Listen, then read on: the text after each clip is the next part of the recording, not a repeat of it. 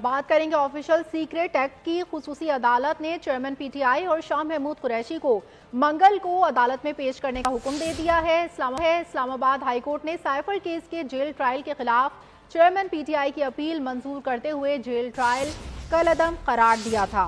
Official secret act खुसूसी अदालत ने chairman PTI और शाह महमूद कुरैशी को मंगल को अदालत में पेश करने का हुक्म दे दिया है। इस्लामाबाद हाईकोर्ट ने साइफर केस के जेल ट्रायल के खिलाफ चेयरमैन पीटीआई की अपील मंजूर करते हुए जेल ट्रायल कलअदम करार दिया था। मजीद तफसीलात जानेंगे बोल न्यूज़ के नुमाइंदे एहतशाम कियानी से। जी एहतशाम।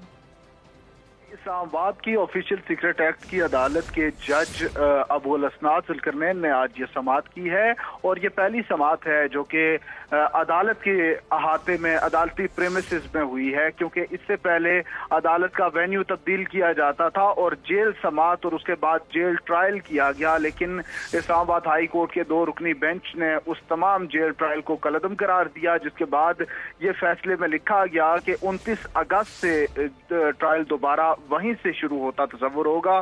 तो अब आज जज अबुल असनाद जुल्करनैन ने यह फैसला किया है कि ट्रायल वहीं से दोबारा आगे बढ़ाया जाएगा। इसलिए अदालत ने अब आइंदा मंगल को चेयरमैन पीटीआई और शाह महमूद कुरैशी को अदालत में पेश करने का हुक्म दिया है। उसके लिए उन्होंने प्रोटेक्शन वारंट्स जारी करते हुए यह हुक्म दिया है कि आइंदा समाअत पर दोनों मुल्जमान को अदालत में पेश करें ताकि ट्रायल आगे बढ़ाया जा सके। ठीक है, बहुत शुक्रिया एहतशाम कियानी। पाकिस्तान तहरीक